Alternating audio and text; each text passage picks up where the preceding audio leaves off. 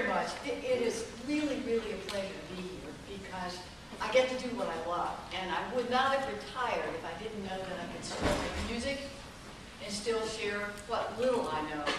And the first thing I want to say to you is I'm going to throw some ideas out today, and I'll be doing that out there.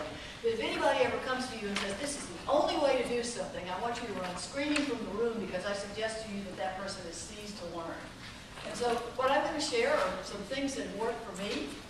And, you know, if one or two of those things you can take home with you, that's great.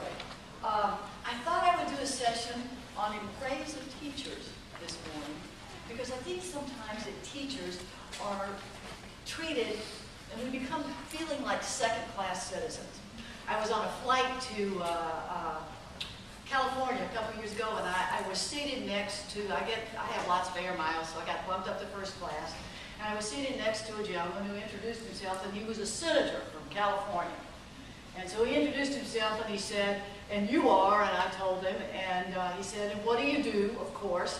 And so instead of saying, well, I'm a college professor, I just said, I'm a teacher. Well, you could see in the esteem meter, boom. And then when he found out I wasn't from California and didn't vote, then all of a sudden, you know, he didn't want to have anything to do, but he made the mistake of telling me what was wrong with education. It was like a 3-hour flight. And, you know, my first question, well, Senator, did you go to public schools? And he said, yes. I said, I bet you had some good teachers. Well, yeah, but that was back in the day, he says. I said, do you have children? Yes. And I said, I bet they go to private schools, don't they? Well, yes. I said, so I want to ask you one question. How long has it been since you set foot in a public school? Well, he didn't answer the question. You know, they're really good. I kept after him. I said, I'll answer it for you. Not since you graduated from high school. How dare you tell me, who has taught for over 30 years, what's wrong with schools? And it was just like, I did say it that way, but and you know, I got a little nicer as it went on and tried to educate him and talk about music. And you know, it's nice when you have a captive audience. And the guy nearly ran off the plane, which was really cool. And this guy behind me taps me on the shoulder and he said, I couldn't help overhearing your conversation. I'm thinking probably because I was shouting at the guy right there. And he said, my wife is an elementary principal. And he said, I can't wait to go home and tell her what you said. And I thought, you know, sometimes we don't praise ourselves, and we should. Because without knowing you, and I had a great conversation with some of the people with whom I had shared dinner last night, without even knowing you, I know that this morning I had the privilege of talking to the most dedicated teachers in the world. Why? Because you're giving up time of your summer to come here, to be with other colleagues, to share ideas, and to learn. And that's, you know, that's what we do. So thank you so much for being here, and thank you for sponsoring this. You know, this matters. So we're going to go into the PC theory of separate realities for a second. I was telling some people last night that all of my family are engineers. They tried to get me to go the math route, and it just didn't challenge me enough. But PC doesn't stand for politically correct. It stands for Paula Crider. I'm anything but politically correct. but stay with me. Okay, I was thinking the other day, it's kind of scary, that if I asked everybody in this room if you could manufacture those little, you know, thought bubbles over your head, and I want you to close your eyes and picture the color red in a square, you know, we would probably see all kinds of different sizes and hues and textures because, you know, we all see the world through a different lens. And it's that lens of experience that makes a real big difference, I think. So basically, we'll go into a little bit of quantum thinking. And one of the things that I think that we all makes us better teachers is to not be in our own little box of music, but to look without and learn other things so that we can share it with our students. So consider the chair you're sitting in for a minute. I want you to think about this. It looks normal to you, but imagine how it appears to an ant. It appears solid, but if a neutrino, which is happening right now, is whizzing through it, there are huge, huge, huge spaces between the atoms. It appears stationary. It feels like you're sitting still. But if you were for a point in space, you'd be whizzing by 1,000 miles per second. It weighs 5 pounds on Earth, 2 pounds on the moon, and 100,000 pounds in the field of a dense star.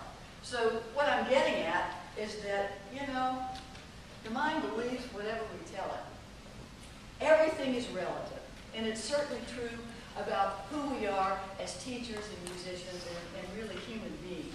Now this is what just drives me nuts. We've heard that. Those who can do, those who can't teach. Anybody ever dares to say that? I rip their lungs out and feed them to my dog. I can't stand that. So this is the label I put on these type of people. The senator falls into that category.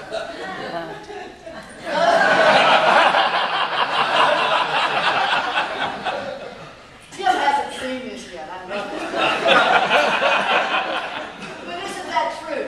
Those who do more, those who can do more, teach. And that's what's so important about what we do. Everybody who was anybody was taught to be somebody by a teacher. And we all have those great teachers who, when I talk to people, how many of you, for example, became music teachers because of a music teacher? Yeah, wanted to be like that person, wanted to make, you enjoyed what and you wanted to create that for kids too. When I grew up in Tennessee and then in a small town in Mississippi. I have a younger sister who teaches still in that town. And I went home one time, and she told me, guess who I saw? I saw Miss Turcotte. Well, Miss Turcotte was our second grade teacher. And then the other Miss Turcotte was our third grade teacher. And I'm thinking, oh man, they're still alive? And then I realized they were really old when they taught me. I was like, they were probably 25. So I wrote each one of them. I got their address, wrote them a Christmas card, and just said, I still remember some of the things you did. Thank you so much for being a great teacher. You made a difference in my life. And that next summer, I went back and I saw the younger of the two Turcotte sisters, and she said, oh, Paula, thank you so much for sending the card. It meant a lot to us. And she said, my sister, Effie, asked me to put it on her dresser, and every day when I would come in during Christmas holidays, she'd ask me to read it to her again. And I said, great, how's she doing? And she said, well, she passed away right after Christmas. And I thought, what if I hadn't written that letter then? And the moral is, and I encourage everybody, if there's a special teacher, because you know how much that means to you, to just take a time to send it. And it's better to send a card than an email, I think. I'm old-fashioned. Write it out, but whatever, but thank a teacher. Because what we do through music, and you know this, we touch the hearts and the minds of our students in a deeply profound and meaningful way. Now, I'm very prejudiced, but I don't think anything else in our education system can touch the soul in the same manner in which we do. And we do it every day. But I have this idea for a new reality show, okay? The contestants are going to be 3 senior senators and 3 members of the House of Representatives. Okay, here are the rules. They have to live in housing commensurate with teacher salaries. They can't spend any more than a second-year teacher. They'll teach classes in the arts, so therefore there's no class limit. They arrive early and stay late, of course. They can't leave like they do now in Congress. They have to attend all faculty meetings, and for me, that's like having a root canal without anesthetic. And they have to make all the phone calls to parents and schedule conferences, so those hours after school.